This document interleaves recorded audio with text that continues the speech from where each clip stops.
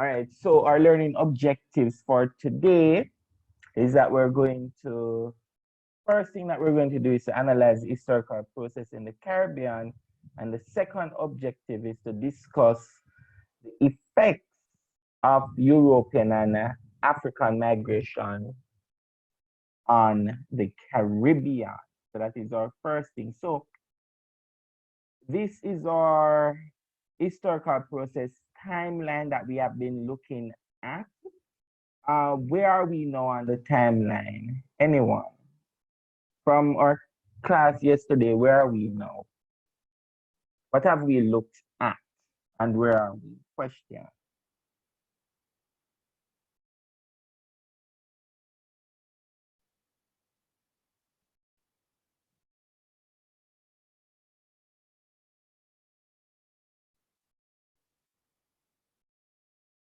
Robinson,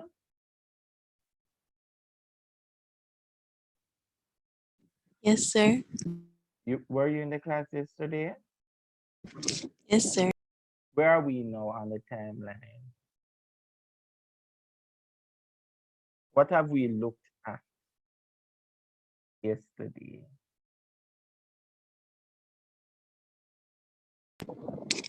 Are we now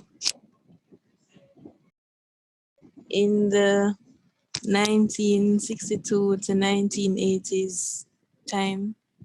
Oh, that's the current timeline we're in. All right. So that is 1962 to present. So you are correct, the independence. All right, let's rephrase the question.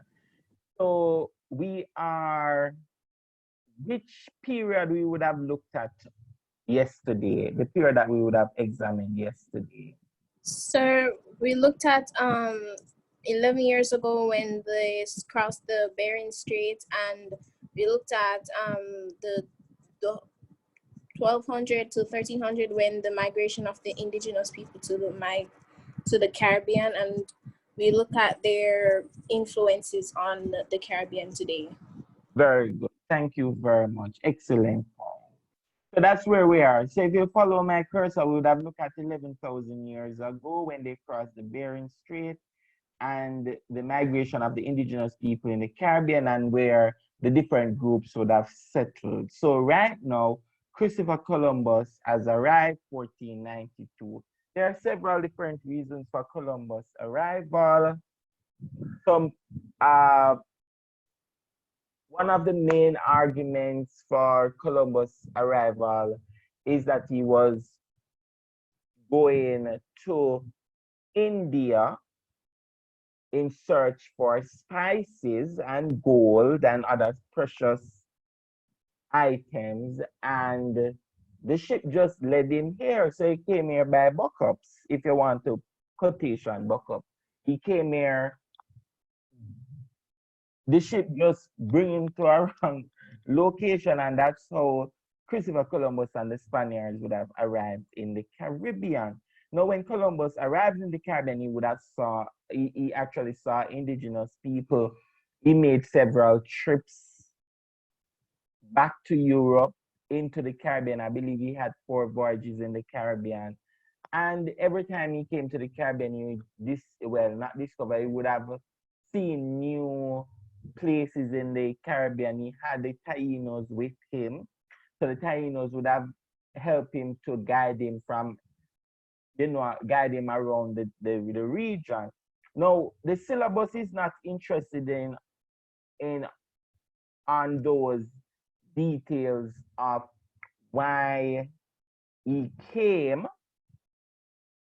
but the syllabus wants to look at, or asks us to look at, once the Christopher Columbus arrived, once he came and the Spaniards came, the next thing that we know is that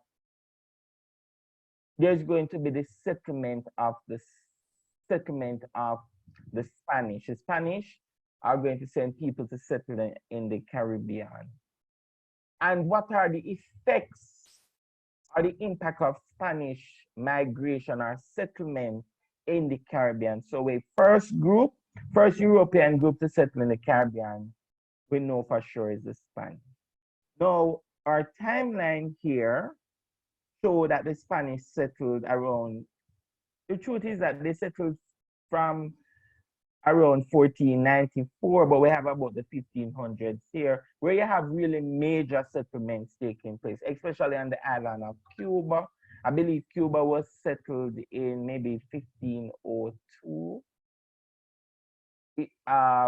Hispaniola was the first to be settled. And after the settlement of the Spanish, what is going to happen is that they're going to have a very negative relationship with the indigenous people. And so that is going to lead to the near genocide. For another lesson, ladies, we are going to look at the problems when it comes to the indigenous people and the genocide of the indigenous people. However, once the Spanish came and the other European nations heard or have seen that Spain was getting very wealthy, once your neighbors see you getting wealthy, what usually happens? Bad man get the best of them. Yes, sir, them bad mind. Very well. So they are going to get jealous. And so other European nations, they are going to get jealous of the wealth, right? And so they are going to come to seek out to see what they can get also. So we're going to have like the English coming, the French coming, the Dutch, the Portuguese trying to get a piece of the land or some of the islands in the Caribbean. So people, a lot of other European nations coming in to see what they could get. While we know for sure that Africans, there's one theory that Africans actually came with Columbus. That's one view. There's another view that Africans were here before Columbus. And there's another view that once the Spanish came, then Africans came immediately after. The Spaniards would have brought Africans here. One thing we know for sure, we don't know which one is correct. These are all different views out there by different historians. What we know, if we look on our skin color today, we know for sure that Africans were actually here. That is one thing that we are sure. So that is the fact that Africans were here. We are not sure when they, well, we are not 100% sure at what point they came. Maybe all of the views are correct to some extent. Maybe a few came before Columbus.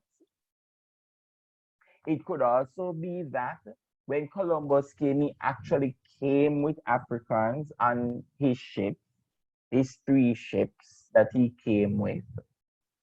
And it could also be that immediately after they settled, they would have enslaved Africans alongside the indigenous people.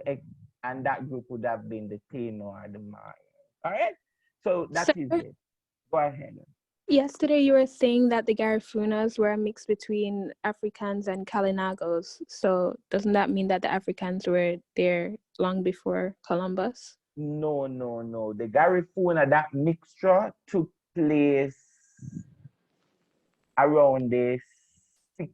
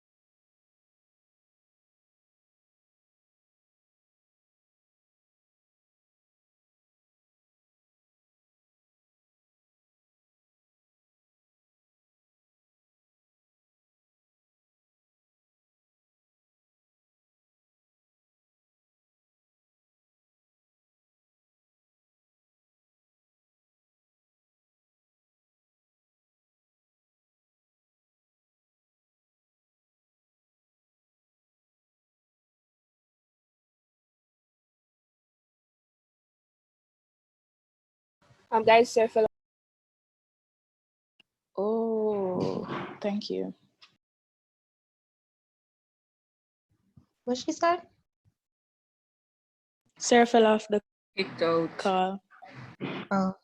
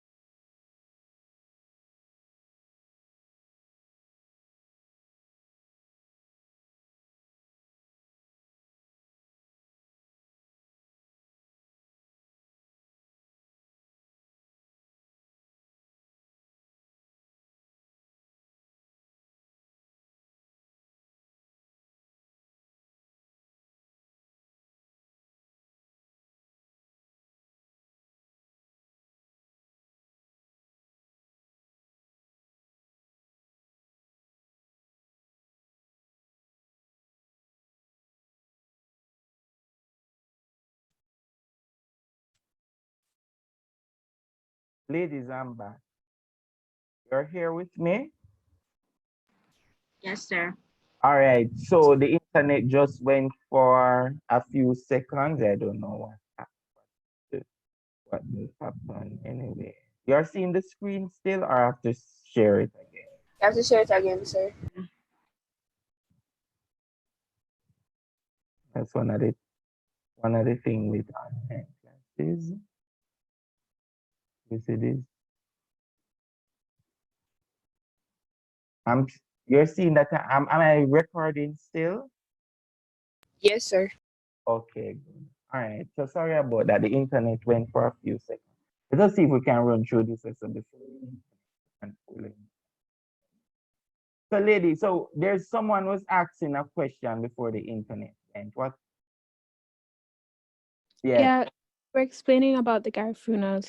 Yes, I was saying that the Garifunas, the Africans that mix with the Kalinagos, those Africans were actually brought here by the Europeans, right? But one thing for sure is that most people agree that between 1500s and 1600s, Africans were imported into the Caribbean as enslaved Africans, right? Or to be slaves, right? So that is the first So thing. the area that they settled, they aren't indigenous to it, the Garifuna. So, all right, so this was what happened, how the Garifunas formed. So in St. Vincent, the Europeans brought the Africans to St. Vincent to work on the different slave plantations there. And what happened is that some of those Africans ran away from the plantation, went into the mountains and joined the Kalinagos there. And so that's how we have the Garifunas being formed, right? So once you know that the Africans went there, they're gonna have sexual relations with the indigenous people, both males and females have sexual relations. And what is going to happen is that you're going to have their offspring. So their offspring is who we call Garifuna because they are mixed between the Kalinagos and the Africans. That kind of clear it up? Yes, sir, but my question is that they really aren't technically indigenous to the land then, because They wouldn't be indigenous. They all right. The Kalinagos are indigenous, and if I have an offspring, all right, if they're considered to be indigenous people because they still have the indigenous heritage. They were grafted in or assimilated in to the Kalinago heritage. So we could consider them to be indigenous. But I understand where your question is coming. It's not like they are not the original Kalinago, correct? That's what you're saying? So it says like diasporic definition of the Caribbean basically apply to the indigenous people. No, no, you can't really use the diasporic definition for them. But it would fall similar because remember they would have lived. So for example, let I use. So I'm an African. I was brought from Africa to St. Vincent. I am not indigenous to the place. However, I started to, what do you call it now? I never liked the treatment on the plantation. So I run up into the mountains. When I go up in the mountain, I see I live with the Kalinagos there. They give me a wife, relation. My child was born there. My child now, the mother is Kalinago, I am African. The child considers him or herself indigenous. We do consider them because they have indigenous blood in them. So although one parent is not indigenous to the land, one of the other parents is, they still would have practiced some of the indigenous. Okay, sir. But what you're saying is that they are really not the offsprings are not indigenous. Correct? Yes, sir. But I understand what you're Oh, saying. yeah, good.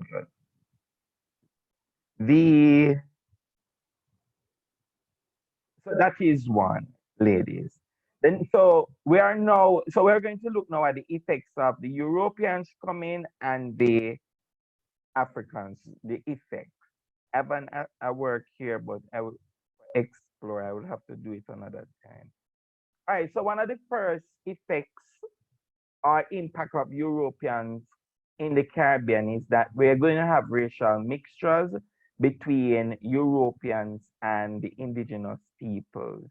Now, anytime there's a mix between Europeans and the indigenous people, the offspring is called mestizos. That of that a nice place to go and see a lot of people that mix between European and indigenous is, what do you call that country again? Brazil. Brazil has quite a lot of mixture of European and indigenous. That type of Brazilian look, that's how the offspring is going to come out. Another thing is going to happen, you're going to have racial mixture because the Europeans are going to bring Africans in and they're going to have mulattoes. So the mix between European and African mulatto, the mix between European and indigenous people, mestizos. The next thing, ladies, that we need to know is that today in the Caribbean, we still have descendants of Europeans living here. And I'm not talking about mixed Europeans who would have mixed with either African or indigenous people. We have white, full-blown 100% white people who remained in the Caribbean, lived in the Caribbean.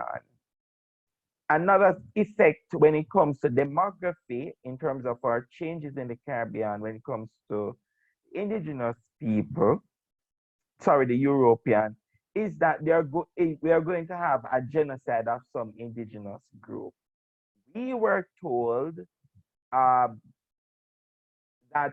the indigenous population would have declined significantly, especially the Taino group would have declined significantly in Jamaica, Cuba, Hispaniola, Puerto Rico, right?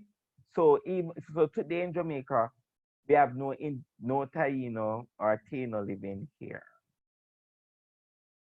So that is one effect of the European. Another effect is that if we look at look at our language today in the Caribbean, our official languages in the Caribbean are European languages. So for example, we have French, Spanish, Dutch as French, Spanish, Dutch, English are official languages in the Caribbean today. All right. If we look at some of the names of the places or countries today, we still have European names. Hispaniola, St. Vincent, St. Lucia, Trinidad are European names. Names of towns and parishes, St. Catherine, St. Andrew, Westminster. Westminster is a street I used to live on that. It's also a street in the UK. European names. Any other European names that come to you of names of places where you live? Sir, De La Vega. De La Vega. De La Vega is what do you call it? Spanish, sir. It's Spanish. It is Spanish. Who is from De La Vega here? Anybody? No, sir, but I live near. Repeat? I live near De La Vega. Okay. How near you live to De La Vega? Like 5 minutes away. Which one of the communities they live? Cromarty. Where? Cromarty. That's across from the church, close to the Lighthouse Assembly Church. No, sir. I don't know that part. I grew up in Spanish Town, so I know some parts. So, but I haven't been there in a year, so. Any other Spanish names that we have? So that is one Spanish name, not only Spanish, but European name of places. What about rivers? Rio Minho. Yeah. Ocho Rios. Ocho Rios, and you said Rio Minho. Ocho Rios actually means 8 rivers because there were actually 8 rivers that actually ran through that area. You're correct. Is that over time they developed the communities there and you realize that they just got rid of some of the rivers.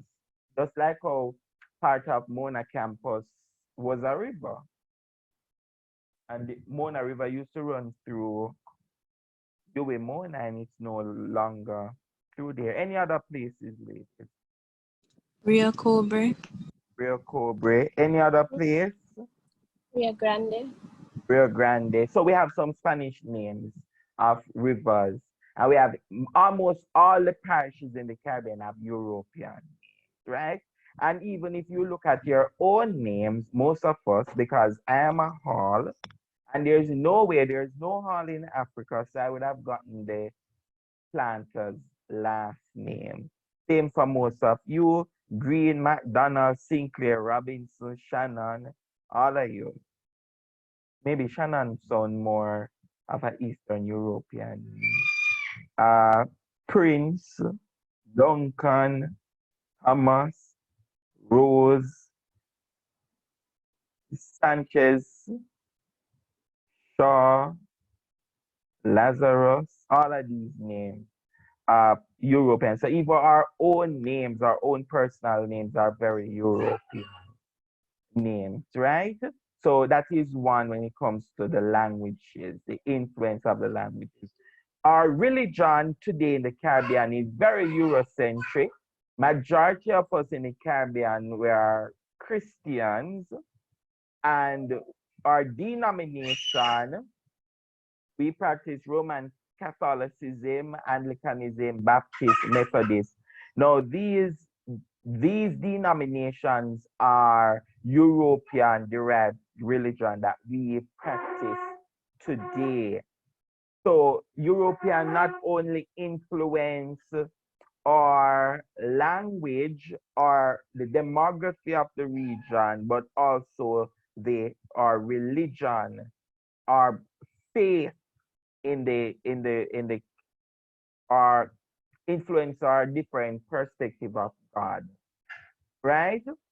Another thing is that religion, Europeans also influence our education system. So we have, like, for example, we still wear uniforms. Most of the syllabuses are modeled from the European syllabuses. Our exams are modeled from the European exams. The scholarships, most of us still have admiration for European scholarship. Anybody want to get the Rhodes Scholar? Anyone? Or you have ever, anybody has any admiration for the Rhodes Scholarship? Mendez. Selena Mendez. They're in the class. Roxanne. Sir? You ever think about getting the Rhodes Scholar? No. So you don't have no maybe when you reach university, after you finish your first degree, you're going to apply for it. Right? Okay, sir. But anybody think about studying in England or the UK? No, sir. No, sir.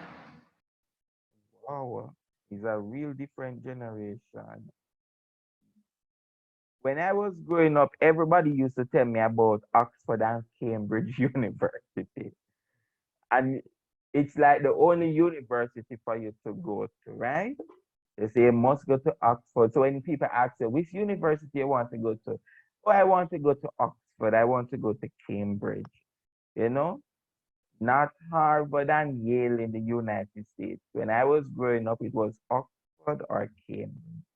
But we know that money-wise, it is not there. I couldn't afford not even to study at UWI, so it would be out of reach to want to study at Oxford and Cambridge if I didn't get a scholarship.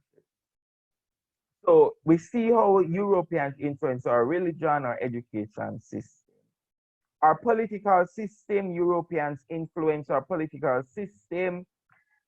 Today, if we look in Parliament, or some courthouses in the Caribbean, they are still wearing that white wig that comes from Europe. Parliament or parliaments in the Caribbean models the European Parliament. Same thing with our political parties, branches of government, our constitution, which is the supreme law of the land. Most Caribbean countries, including Jamaica, the head of state is the Queen of England. The justice system also models the European justice system. In fact, most senior lawyers in the Caribbean, they are titled Queen's Counsel, so that when you reach to the epitome of your legal career, you get that award that you're a Queen's Counsel. You have to, if you're in problem and you're going to get a Queen's Counsel lawyer, you're going to pay a lot of money, right? Because that person is senior lawyer. The structure of our courts, the same thing like the European court. In fact, today in the Caribbean, in some Caribbean countries, for example, like Jamaica, St. Vincent, and Grenada, the Privy Council is our final court of appeal. So if we have a problem in Jamaica, we go to the Supreme Court.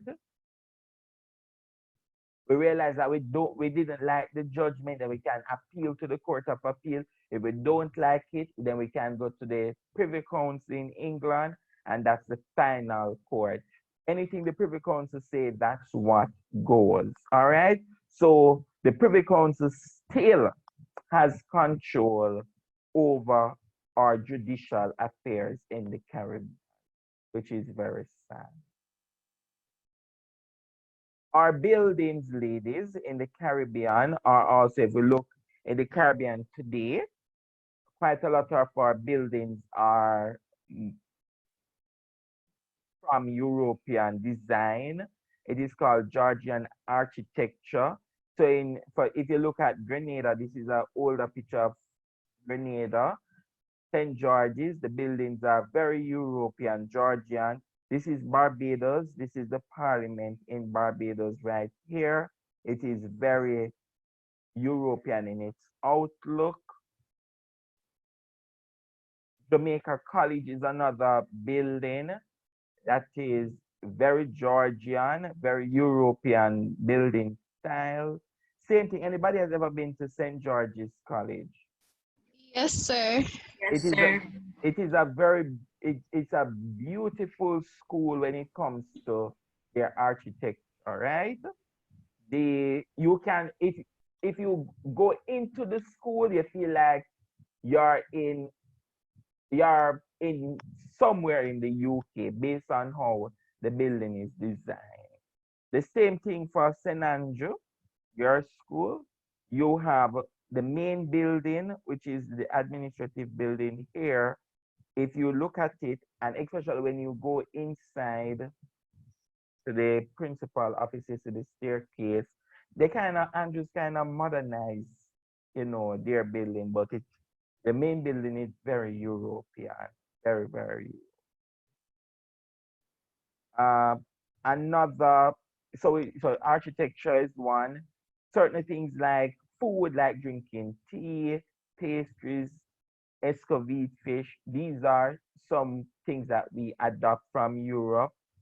Clothes, or how we dress, jacket and tie. Most people still wanted to wear jacket and tie, especially to go to church. Formal functions, still wear it. Anybody would still wear this dress?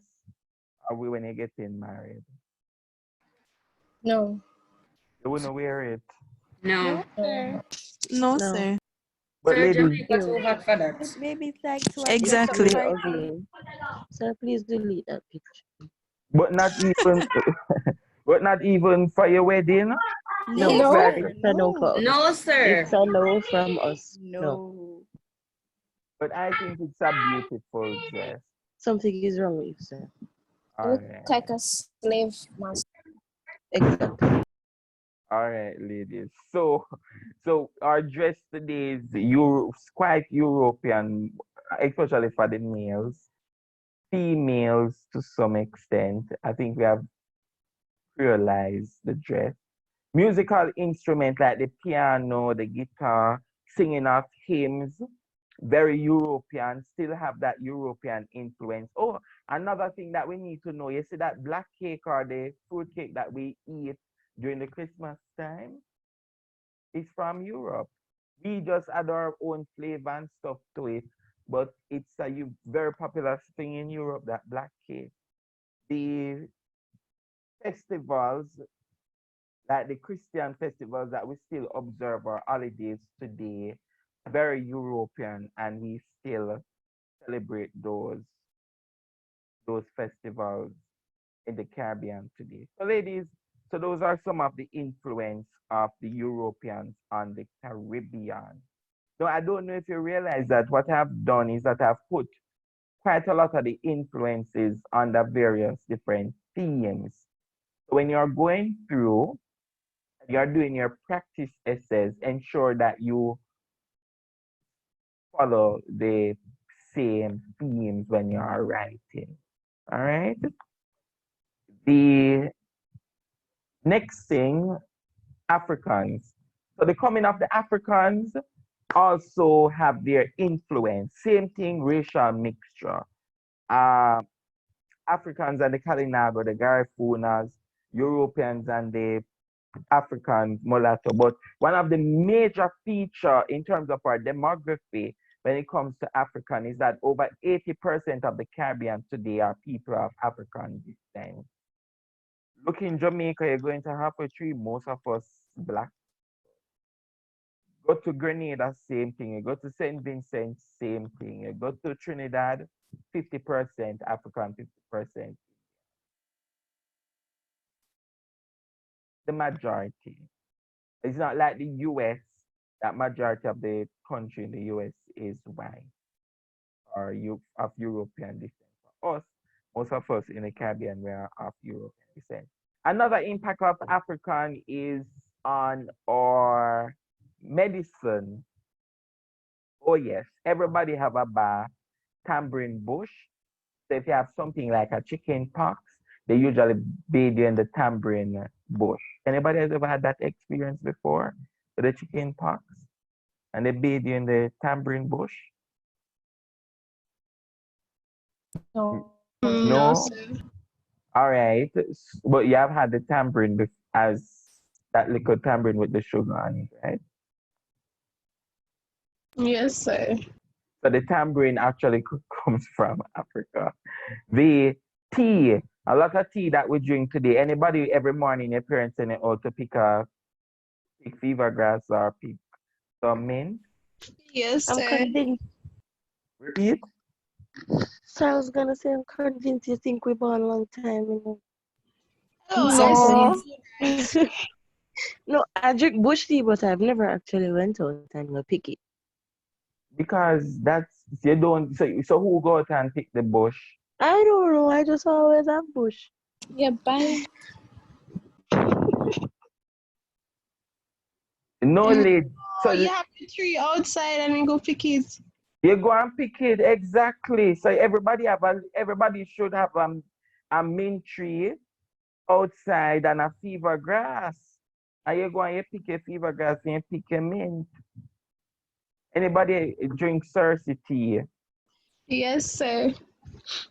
Sir, the old people always come with the bitter tea, them but I'm listening, sir.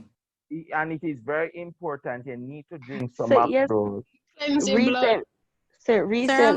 recently I've been drinking a lot of Cersei because my mother said that females should drink it because it's good for us. It is very good and it helps to cleanse your system. Yeah. Clean out your system and all of these different stuff. And you know, the Cersei tea also help for people with, you know, very bad period pains. It also helps with clearing out Yes. some. Sir, It our clears skin clotting. conditions. It And clears clotting. yes, they say when Yeah. you drink the Cersei tea, it makes your skin clear and nice. That's what they say. So, but tea is one very popular thing. Peppermint. Oh my goodness. Most of you, sometimes if I taught you in maybe fifth form or so, when you have, you know, sometimes you say you're sick, I say go to the nurse and get some peppermint tea or ginger tea. Because most time you come to school, you say you're sick or really gas. You just want the tea to burst the liquid, right? So that is one key. Salve is another one, is where you put certain ointments. They mix up all different type of bush and they put it on your cut. If you have a cut, they put the bush on it. So that is one medicine that has impacted food. A lot of the food that we have today comes from Africa. Uh, Anybody know this one here? So it's The blue Is that jaws. blue jaws? It is blue jaws, or what is the other name for it? Dukuno. Dukuno. All right. So blue jaws are dukuno. So this is a very good, we call it now, but tastes good. I like it. This one, anybody know this one here? Is that Cornmeal. cornmeal or no? Cornmeal. Cornmeal. Is that cornmeal? Turn cornmeal, or what? It tastes nice with brown stew fish. All right, very good. Yes. So turn cornmeal, this is Barbados national dish. They call it kuku in Barbados and they eat it with fish. Here is another one. Everybody know this, ackee and saltfish and breadfruit. So breadfruit, ackee, turn cornmeal, yam dasheen, all of these are food that we got from Africa. And we still eat some of them, especially the ackee and the breadfruit. Nothing nice like fried breadfruit and put some, we call it, some salt on it. Just a sprinkle a little salt on it. And trust me, it tastes good.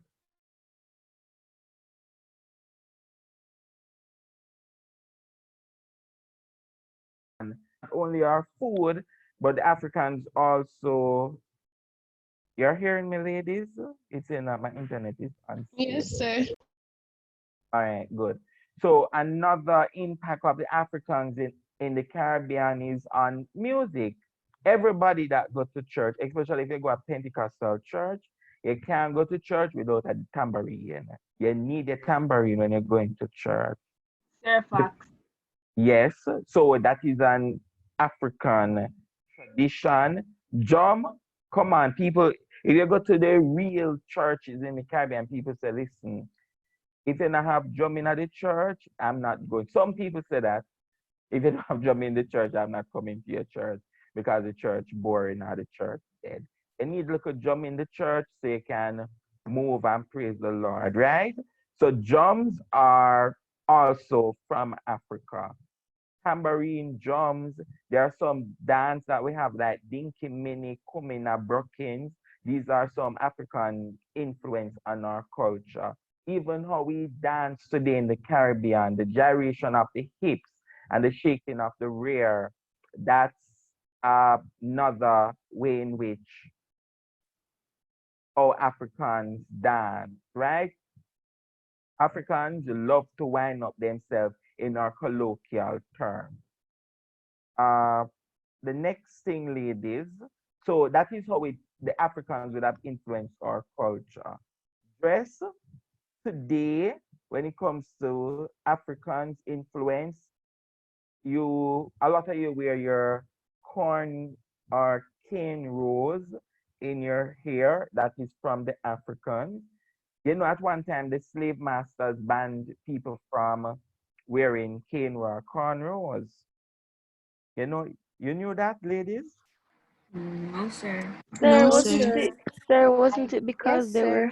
they were hiding food in like rice grains in the Oh cornrows? no, sir. They were using like the corn Communicate. escape patterns. Wasn't that one? Yeah, so Yes, Yeah. they banned them from they were banned them from We're wearing it. making the escape patterns in the hair. yes. Mm-hmm. So that is it.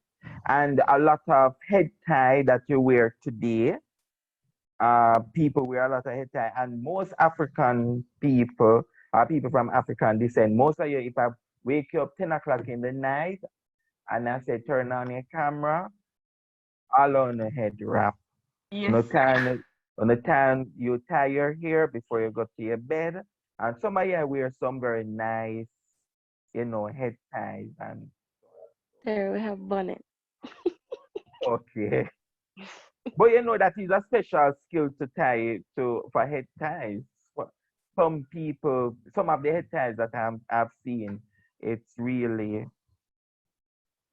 you know, Bantu knot, what most people call Chinese bumps. That the actual correct name, Bantu knot. Most of you wear a Bantu knot. So I see can you wear that to school? Yes, sir. Okay. So, and dashiki, a lot of African print clothes, these are some of the influence of the Africans on the Caribbean. The other thing, ladies, is our recreation. Africans also influence our recreation. Anansi story, Doppy story, ring games, all the ring games that you play, Jankuno. Jankuno is this big festival that you dress up in different masquerades and masks and you dance. It's no longer popular in Jamaica, some parts of Jamaica, but very popular in places like the Bahamas. We still have it. Most of you love to hear Duppy stories and Anansi stories, and that's one of the influence of the Africans. And Anansi stories and Duppy stories, ring games, drunkenness, these are very popular things in Africa till today. Our languages have also been influenced by the Africans, especially the Creole. Every single Caribbean island have a Creole. Cuba has their form of Creole that mixed with African. The Spanish also have their Creole, not the Spanish. Haiti, Dominican Republic, Barbados, Trinidad, Jamaica, every single Caribbean island has a version of their Creole. And we have certain words that is very popular in the Caribbean, like picnic, which means children, sus. Most of you love to, some of you, not most of you, but people like Lazarus love to sus, right, Lazarus? Nyam, food to Say, eat. so you just scandal my name for no reason. All Go right. on where you go. Go on where you go. All right. And me, using the pronoun me is also from the African uno, and sense is also African words that we, and we have quite a lot of African words that we use today. The last thing that we're going to look at today on the African is obia. Yes. It's not this class. Is this class? Where is Burke is in this class? No, she. All right. So some African derived religions that we have, that we still, Gilbert. Gilbert, you're here? Yes, sir. Gilbert, you remember when we were looking at the influence of the African religions in the Caribbean for fifth form? Or you don't remember? Sir, yeah. You remember a discussion that we had about it and what a student said? No, not specifically, sir. Remember. All right. So ladies, this was the story. So we had a discussion about African derived religion, and I said in the class that, you know, Caribbean people, some Caribbean people still go to the Obeah man. And the student put up her hand and I said, no, sir, they not only have Obeah man because her mother and her sister took her to the Obeah woman, right? So Lazarus, were you in that class?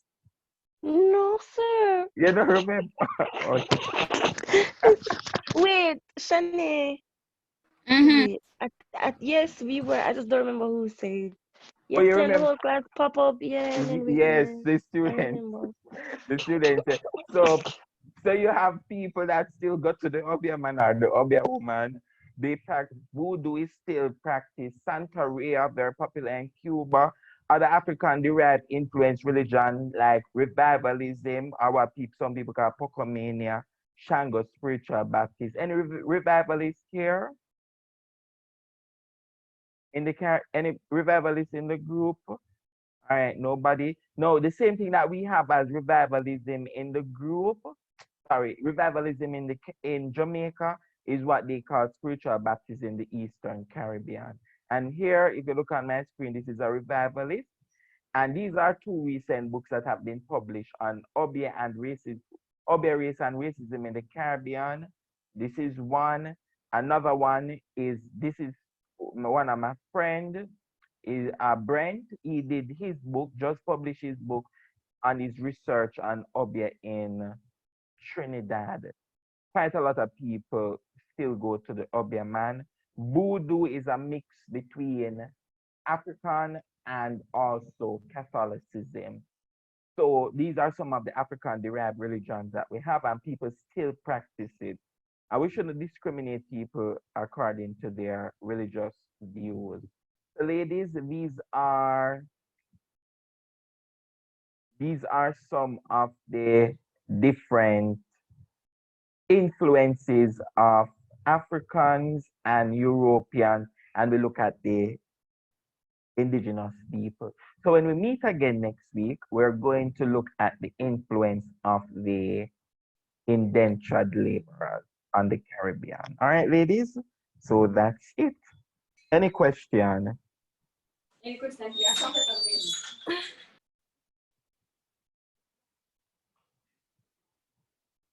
Any question, ladies? No, sir. All right, ladies. So just look out for the PowerPoint and the record. Enjoy the rest of the day. Thank you, sir.